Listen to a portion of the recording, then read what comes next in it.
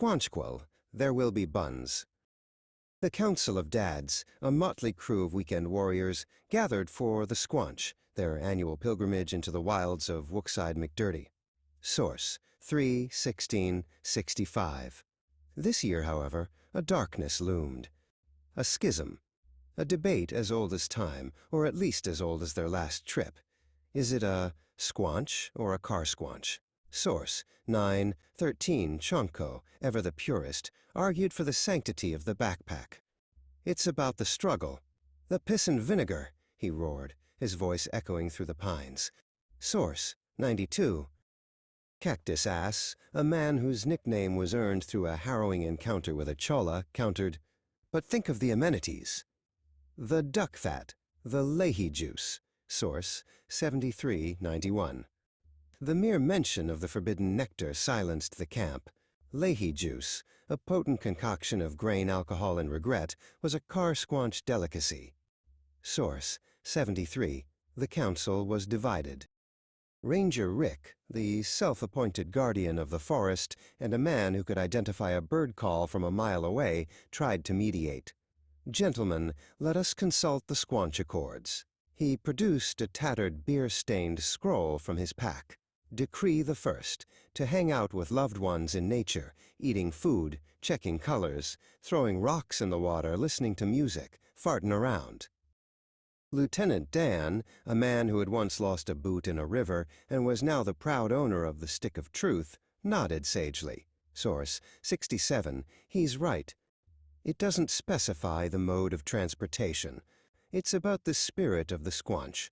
He then proceeded to lose his English badge for the 5th time that day. Source: 48. Chicken John, a man who had once tried to befriend a wild chicken, clucked in agreement.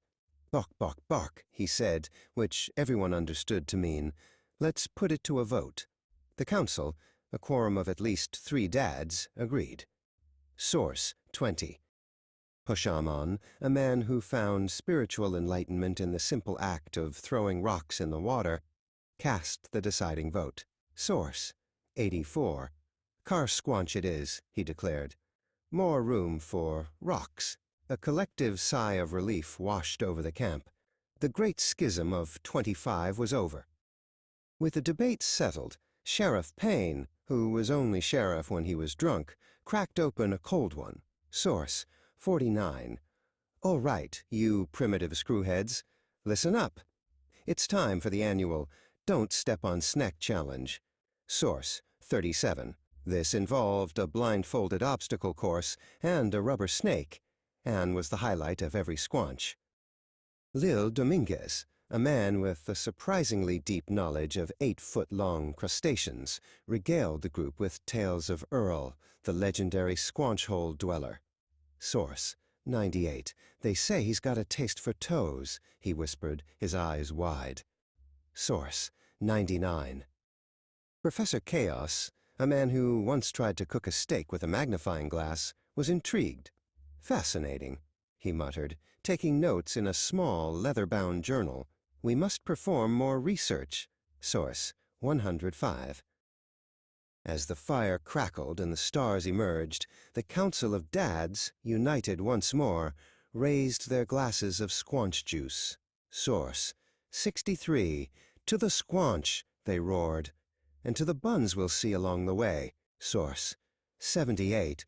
And as the night wore on, the sounds of laughter and farting around echoed through the trees, a testament to the enduring power of friendship, freedom, and the perfect squanch. Source: 10:68.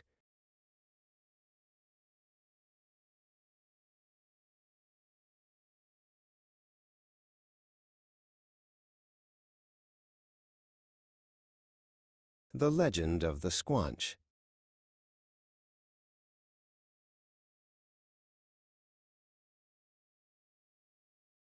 The summons had been sent.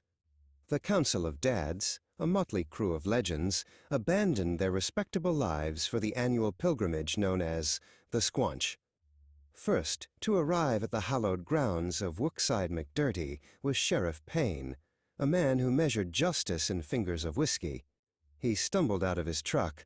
"Bessie," raised a bottle to the sky and declared the proceedings officially open.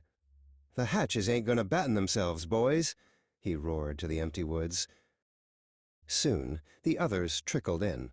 Ranger Rick, already sporting his official-looking hat, began immediately inspecting the campsite, muttering about fire safety. He was joined by the notorious bone collector, who, true to his name, was already gathering a large pile of sticks for reasons no one dared to question. Deputy Goose, his loyal canine, sniffed around the perimeter, securing the camp from squirrels and bad vibes. "Did someone order a side of chaos?" a voice boomed. Professor Chaos and his compatriot, Cactus Ass, arrived, their car practically overflowing with unnecessary gear. Cactus Ass, a man who had once had an unfortunate encounter with a cholla cactus, was already complaining. "I swear, if I sit on anything sharp this year, I'm revoking someone's English badge." As the sun began to dip, the legendary Chonko Diloshredi and the quiet enigma Pushaman set up the city, a sprawling metropolis of hammocks. Chonko was already pans-fluting a wild tale about wrestling a shark, while Pushaman silently began his ritual of finding the perfect rocks to throw in the water later. Lieutenant Dan hobbled into camp, leaning heavily on his sacred stick of truth. "Don't touch the stick," he warned the group, his eyes scanning for any potential threats to the stick's integrity. Chicken John followed close behind, carrying a cooler that smelled suspiciously of perfectly seasoned poultry and duck fat. "Chef badge is mine tonight, boys," he clucked. With the council assembled, Captain H.C., also known as Lil Dominguez, and Jack Hassett produced the sacred chalice, a Nalgene bottle filled with the infamous squanch juice. "Time to check your colors, gentlemen," Captain H.C. announced. The potent mixture of grain liquor and dehydrated drink packets was passed around, and the true squanching began. The line between surviving and thriving was about to get very, very blurry.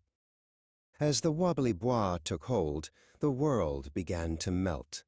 Pushaman, having found his perfect rocks, began a percussive symphony at the creek's edge.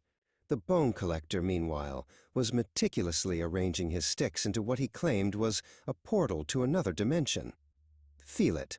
Don't just look at it," he yelled at a confused-looking tree. Suddenly, a cry from the darkness. "My stick! Someone has stepped on my sneck and absconded with the stick of truth." Lieutenant Dan was frantic. Sheriff Payne, now 3 sheets to the wind and holding the Leahy badge by default, wobbled to his feet. "All right, you scallywags," he slurred. "No one leaves this campsite until we find that stick. I'm invoking the way of the road." The investigation was a disaster. Professor Chaos accused Earl, the mythical 8-foot crustacean, of the theft. Chonko claimed it was Skinny's on the Ridge. The search party mostly consisted of everyone farting around until they forgot what they were looking for. The stick was eventually found being used as a spit for Chicken John's late-night snack.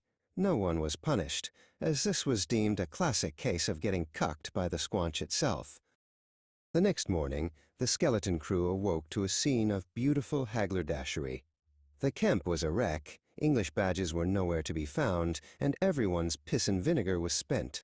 But as they sat there, sipping coffee and eating the last of the B&G, they knew. This was freedom. This was the perfect squanch, and they wouldn't have it any other way.